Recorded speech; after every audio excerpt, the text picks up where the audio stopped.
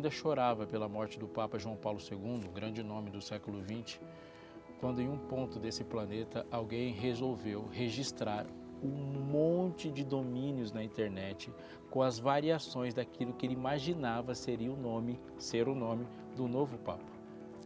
Olhando pela televisão, o resultado do conclave foi que o novo Papa se chamaria Bento XVI. Todas as formas de Bento XVI já estavam na internet sob a propriedade dele. Assim, querendo levar uma vantagem com esses registros, ele mandou uma carta para o Vaticano pedindo a troca dos domínios pelo cumprimento de 3 exigências. A primeira é que ele queria uma estadia de 1 semana num dos hotéis do Vaticano. A segunda, e a descrição, abre aspas, é um daqueles chapéus brancos, fecha aspas. E a terceira, e mais interessante, era perdão total, absolvição total, sem perguntas para o ocorrido na 3ª semana de março de 1987. Todo mundo tem uma semana daquela. Dificilmente nós vamos encontrar biografias perfeitas, uma linha reta. A vida não é assim. Os grandes nomes da Bíblia, os grandes homens e mulheres da Bíblia também têm em sua semaninha. Podemos citar muitos. Davi é um exemplo dele. Mas Pedro também é um grande exemplo e nós o conhecemos por tudo que ele fez e pelaquilo que ele não deveria ter feito. Os grandes erros geram grandes lições. E nós vamos, no programa de hoje, aprender com essas lições. O Fé para Hoje está começando. Não saia daí.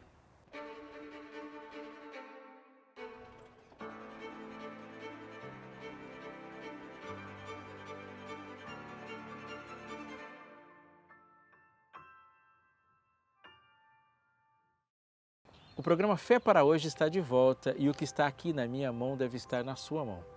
O DVD O Sentido da Fé foi preparado com conteúdos muito importantes de altíssima qualidade.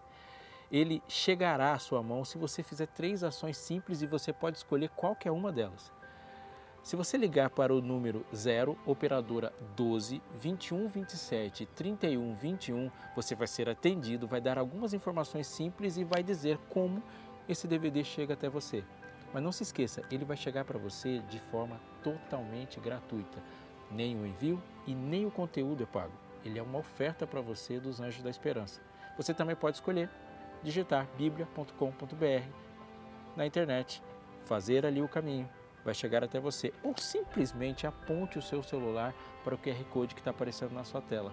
Você também vai ser atendido. E o que vai acontecer é que você vai se matricular na melhor, maior e mais importante escola do mundo. Eu estou esperando você. Faça isso o mais rápido possível.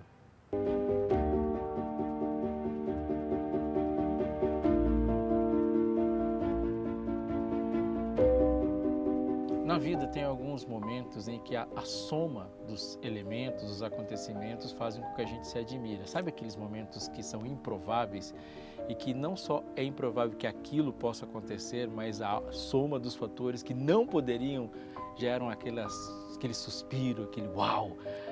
É muito legal quando isso acontece. Muitas vezes a gente lamenta não estar com uma câmera ou um celular, sei lá, para registrar.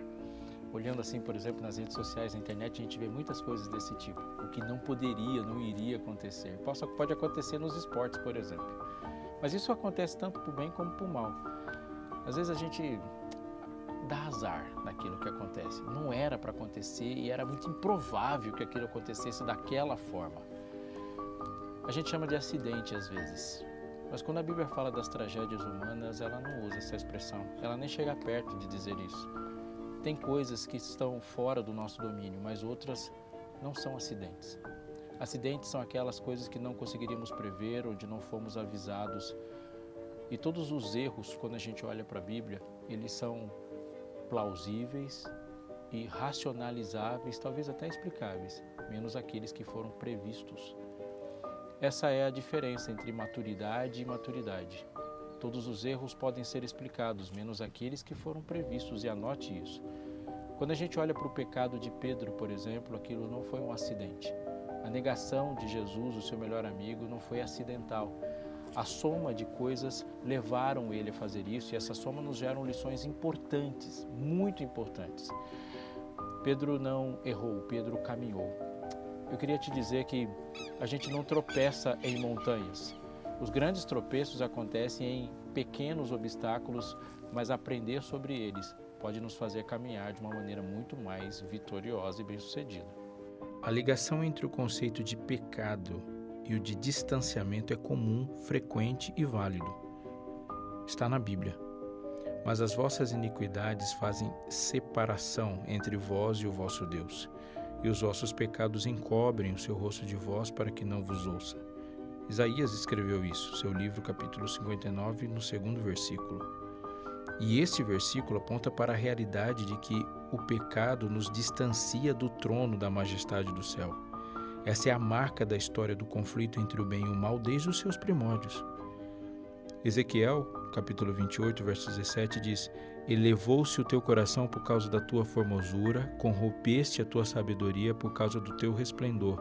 Lancei-te por terra. Causa e efeito. A causa, elevou-se, efeito, lancei-te. O pecado e a santidade suprema de Deus não compartilham o mesmo espaço. É importante perceber que tais textos falam da reação de Deus em relação ao pecado. Importante também é ter consciência da conduta humana que resulta na ação de pecar. A história de Caim é um bom exemplo. Os diálogos entre Jesus e Caim iniciam em forma de luta no coração antes de acontecer o homicídio de Abel.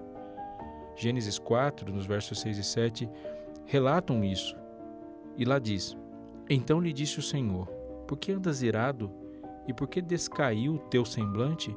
Se procederes bem, não é certo que serás aceito? Se todavia procederes mal, eis que o pecado jaz à porta. O seu desejo será contra ti, mas cumpre a você dominá-lo. A história do pecado confirma que, ao soltarmos a mão de Deus, acabamos por abraçar o pecado.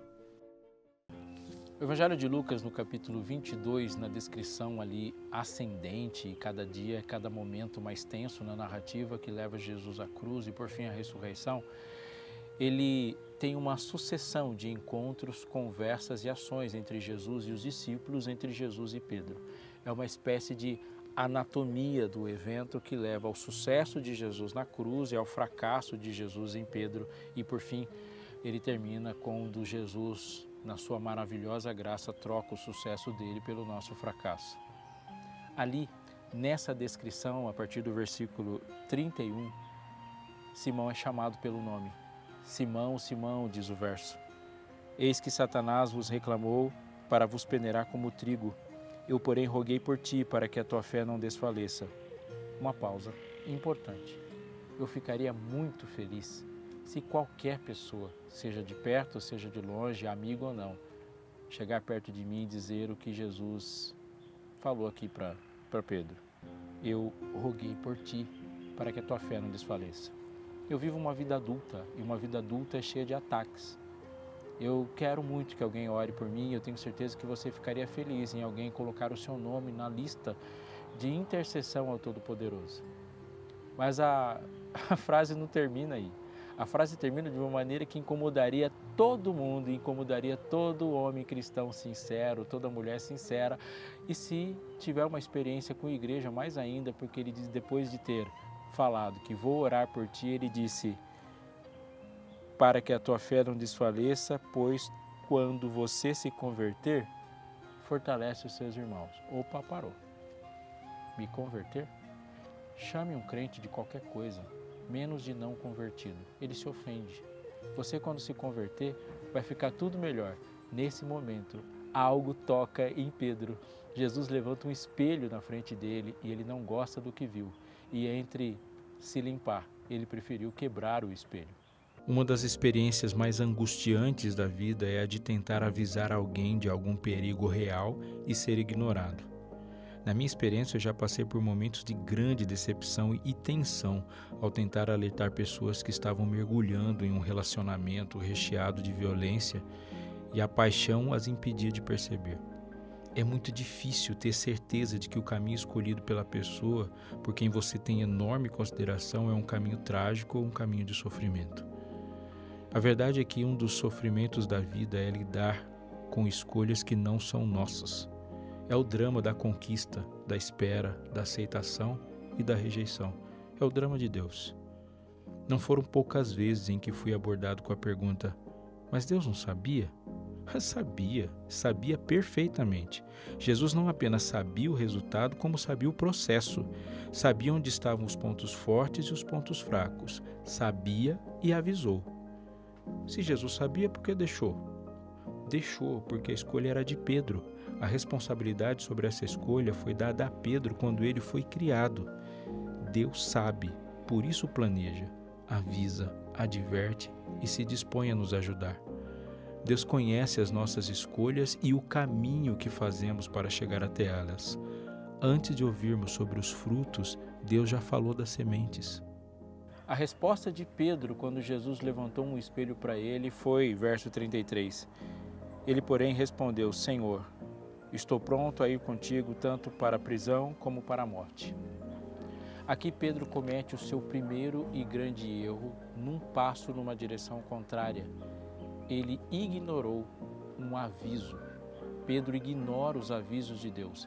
Jesus disse para ele, revelou para ele a sua real condição, chamou-o para se fortalecer, colocou para ele a necessidade daquilo que ele tinha que fazer, mas uma consciência equivocada de uma condição que também era equivocada dele, o levou a dar outros passos. Ele olhou para Jesus e disse: não, eu estou pronto para ir contigo, tanto para a prisão ou para a morte. Essa foi uma das razões e um passo do seu fracasso, quando ele ignora um aviso de Deus. Pedro insistiu: ainda que me seja necessário morrer contigo, de nenhum modo te negarei. Versos 32 a 35. Ele estava seguro de si, ele se sentia forte, tinha certeza de que possuía suficiente força de vontade e estrutura para tomar a decisão certa e seguir em frente. Ele se considerava um homem autodisciplinado, alguém com quem Jesus poderia contar. Ele não entendia seu perigo. Este é o primeiro passo que qualquer pessoa dá ao negar o seu Senhor. Uma das catástrofes naturais que se diferenciam das outras é uma tsunami. Ainda está na memória dessa geração aquele grande maremoto, aquela tsunami que passou pela Ásia em 2004.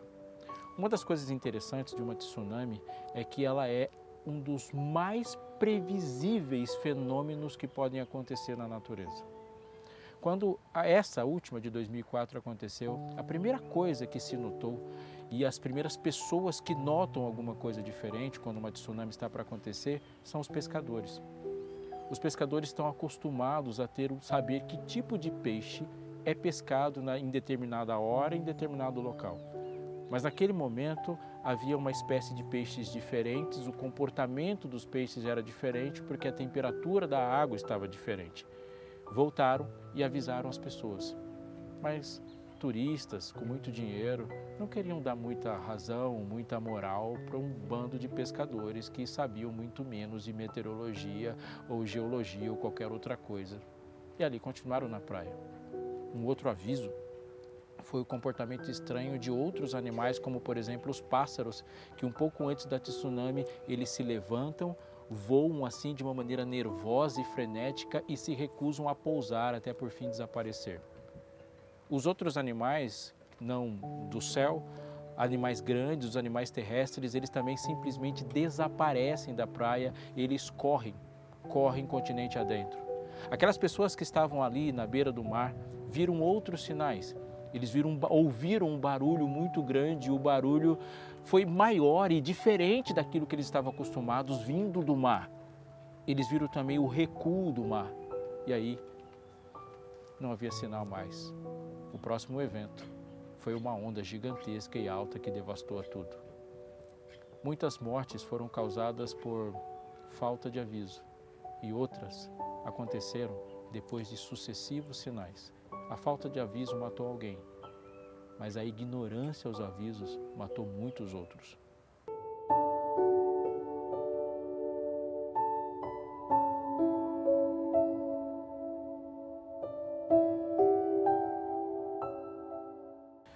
No versículo 39 do Evangelho de Lucas, capítulo 22, ele começa assim. E saindo foi, como de costume, para o Monte das Oliveiras e os discípulos o acompanharam. Chegando ao lugar escolhido, Jesus lhes disse: orai para que não entreis em tentação. Ele, por sua vez, se afastou cerca de um tiro de pedra e de joelhos orava, dizendo: Pai, se queres, passa de mim este cálice, contudo não se faça a minha vontade, sim a tua. Então lhe apareceu um anjo do céu que o confortava, e estando ele em agonia, orava mais intensamente. Aconteceu que o seu suor se tornou como gotas de sangue caindo sobre a terra. Levantando-se da oração, foi ter com os discípulos e os achou dormindo de tristeza. Disse-lhes: por que estáis dormindo? Levantai-vos e orai, para que não entreis em tentação. Primeiro, ele avisa Pedro que ele não era tão forte quanto pensava ser. Depois, e automático, num desdobramento, ele leva Pedro a buscar essa força que ele precisava. Quando Pedro ignora os avisos de Deus, ele também vai ignorar o remédio que Deus propôs para ele. E no momento daqueles que são os mais importantes da história da humanidade, Pedro dormiu no momento em que deveria estar orando. O seu segundo grande erro foi esse. Enquanto Jesus tinha consciência do que estava por vir, Pedro dormia. O texto de Lucas diz que ele dormia de tristeza e há muitas explicações para isso. Talvez eles estavam tão impactados com a realidade que Jesus demonstrava nas suas expressões e a tensão que cercava, que eles preferiram a inconsciência. Muitas histórias de sono estão na Bíblia e elas são interessantes. Mas ali Jesus os levanta e os repreende, revelando muita coisa. Vocês não podem vigiar só um pouquinho e vai acrescentar: a carne é fraca. Busque força. A oração é uma coisa que absolutamente ninguém pode impedir absolutamente alguém de fazer. Ninguém pode impedir você de orar porque é uma ação mental, mas muitos têm fracassado porque estão dormindo na hora que deveriam estar orando.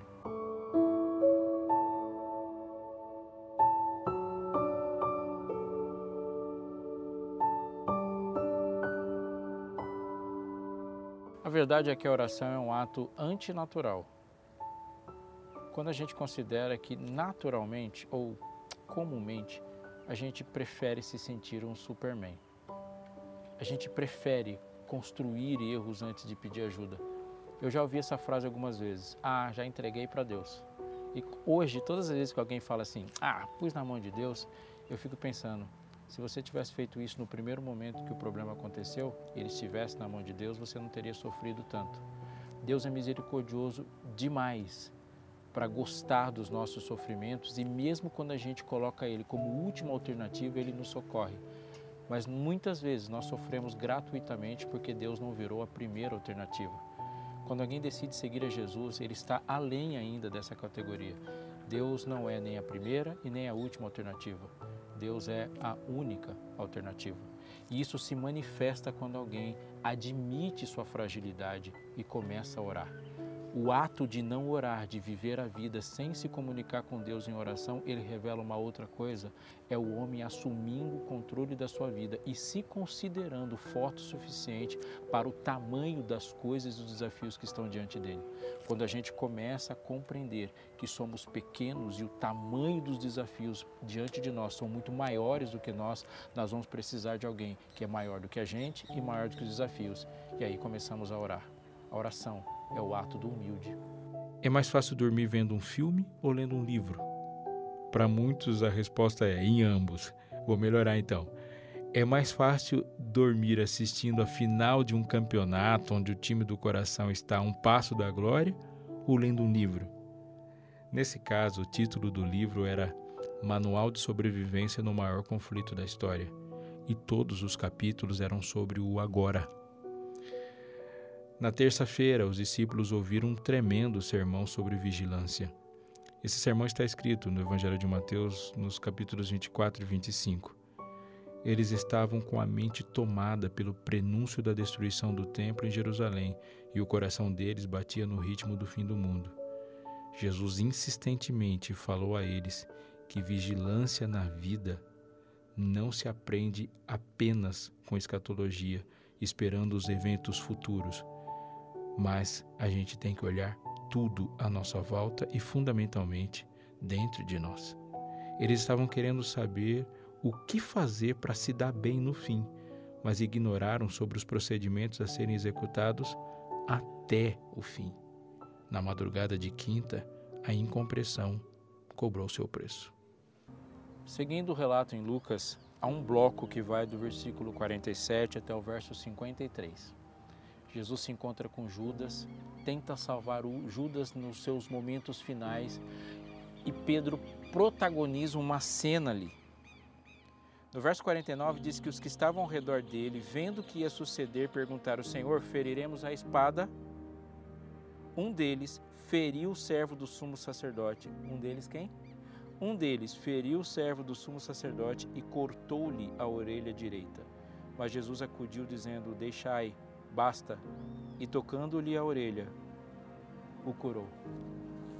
Pedro começa a fazer uma coisa típica de quem rejeita os avisos de Deus e não se concentra e não conhece entender qual é o seu papel no momento de crise, e de quem não se conectou em oração ao quartel-general do céu, porque a oração não é só um socorro, é na oração, quando estamos em comunicação direta com Deus, é que nós entendemos o que Ele quer de nós. Pedro não ouviu a palavra de Deus quando Deus disse algumas coisas a respeito dele e não falou com Deus, colocando diante de Deus as suas próprias fraquezas. O resultado é que agora Pedro para de lutar as lutas do reino, ele para de servir ao rei e começa a lutar as suas próprias lutas. No momento em que Deus manda guardar a espada, um discípulo desgovernado tira a espada. No momento em que Deus pretende curar, ele gera feridas. Lutar as próprias lutas, viver os próprios projetos e colocar-se como o centro de todas as coisas é o resultado de quem perdeu a conexão. O comportamento de muitos passa a ser um comportamento de estrelinha, no momento em que as pessoas mais precisam disso. Mas há algo sobre estrelas que a Bíblia diz e que a gente tem que interpretar dessa forma, colocando na sua linguagem. Estrelas só brilham quando o sol está apagado.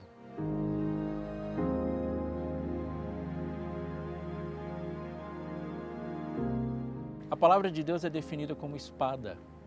No livro de Apocalipse fala assim, no livro de Hebreus também, ele é uma espada de 2 gumes, capaz de cortar juntas e medulas. A palavra de Jesus é penetrante, essa é a palavra de Deus, ela é uma espada mesmo e é um instrumento de luta. Tomai, pois, a espada. Isso é uma ordem, mas essa espada é uma espada que cura, uma espada que conserta, uma espada com a qual a gente enfrenta o mal. Mas quando nós não estamos conectados com aquele que é o nosso Senhor nessa batalha, aquela espada que deveria ser palavra aos ouvidos, ela só gera ferimentos. O meu mundo é um mundo assim, de muita gente que fala sobre Jesus, mas quando a gente escuta, Jesus não está falando. É fácil e perigoso falar sobre Jesus, mas o mundo não muda quando você marcha para Jesus. O mundo muda quando você marcha como Jesus. O mundo ao seu redor não se transforma quando você fala de Jesus. O mundo se transforma quando o mundo começa a te ouvir falando como Jesus. Se a espada do Espírito, se a palavra de Deus não transformou o seu coração, a única coisa que ela vai conseguir fazer é ferir o ouvido das pessoas. Pedro protagonizou uma cena triste como essa.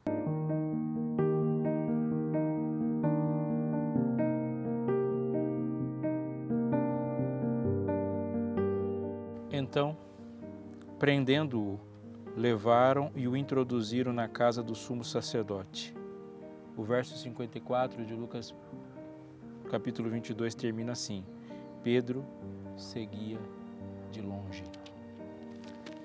A sequência que Pedro vai fazendo, que ela começa desde o momento que Jesus fala com ele, chega num momento prévio e muito importante. A espada guardada, ainda algumas coisas, muito barulho naquela correria daquela noite atípica. O texto diz que prenderam Jesus, levaram, introduziram a casa do sumo sacerdote de uma maneira assim emblemática, simbólica, forte para todos os cristãos em todos os tempos. Diz que Pedro seguia Jesus de longe. Isso não é plausível, isso não é recomendável, mais do que isso. Isso é fatal. Todos os espaços que existem entre você e Jesus serão ocupados pelo mundo, pelo mal, ou alegremente serão ocupados por Satanás. Seguir Jesus de longe pode durar alguns segundos quando a gente observa as coisas que ele vai fazer, os caminhos que ele vai andar, mas Jesus anda bem rápido. Os caminhos de Jesus são dinâmicos. Siga Jesus de perto. Os criados das casas aristocráticas tinham mais poder e prestígio do que muitas pessoas livres. Mesmo que o sumo sacerdote tivesse muitos servos, a mulher sabia que Pedro não era nem guarda e nem empregado da casa. Ela era serva de uma casa sacerdotal, portanto tinha acesso ao templo e provavelmente sujeita a saber de Jesus, seus discípulos e reconhecer a sua fisionomia. Pedro era um homem simples do interior, do norte, da Galileia. Seu aramaico tinha uma forte influência gentílica. Não havia disfarce possível para ele ali. Você é galileu, você estava com ele, você é um dos seus discípulos, te vi no jardim, você cortou a orelha do meu parente. Um discípulo em crise de identidade e fuga. Uma pessoa do povo que tomou uma posição com a maioria e um homem de influência. Dinheiro, prestígio, poder de decidir sobre o sistema. Todos na mesma casa. E todos estavam negando a Jesus. Mas é importante perceber a ênfase dos relatos sobre Pedro ao entendermos o que Jesus esperava dele. Uma resposta de amor daquele em que o plano estava em franca atuação e Jesus, no coração de Pedro, trabalhava fortemente para conquistá-lo. Essa história poderia ser uma das histórias mais fracassadas da Bíblia. De alguém que andou com Jesus, compartilhou momentos com Jesus que todos nós invejamos compartilhar e o nega. Poderia ser fracassada se não fosse por Jesus. A história de Jesus é uma história de sucesso e qualquer história de sucesso só acontece por causa dele. A gente entende isso quando entende o que é o sucesso de Jesus. Ele tomou sobre si as nossas dores e as nossas iniquidades ele levou sobre si. Com exercício de imaginação e fé, olhe para a cruz. O que você vê lá é um Jesus bonito? Não, a gente não consegue imaginar beleza nenhuma na cruz. Aliás, Isaías falando que nenhuma beleza víamos para que o desejássemos. Mas ele é lindo, ele é majestoso, é o ser mais belo que existe. Como que o ser mais belo que existe estava tão feio? Quando Pedro, depois de ter o magoado, o negado, olhou para a cruz, olhou para o olhar de Jesus tão feio, sendo escarnecido, depois de ser açoitado, com a testa toda ferida, ele olhou e viu Jesus muito feio, porque Pedro não viu Jesus, ele viu ele mesmo. Isso pode te ofender, mas pela fé não se ofenda. Jesus estava feio na cruz, porque ali era você, ali era eu, era a minha imagem que estava exposta, porque ele tomou o meu lugar. O resultado dessa história é que quando eu fui para lá e fui exposto na cruz, o sucesso dele, na minha aceitação, entrou na minha história. E a história de Pedro só termina bem, porque a história de Jesus passou pela cruz. Assim é a minha história e assim é a sua. Eu não sei quantos fracassos você colecionou, mas você vive no mesmo planeta que eu e eu sei que tem alguns ali. E eles só são resolvidos se você trocá-los pela história de sucesso de Jesus. Faça isso agora.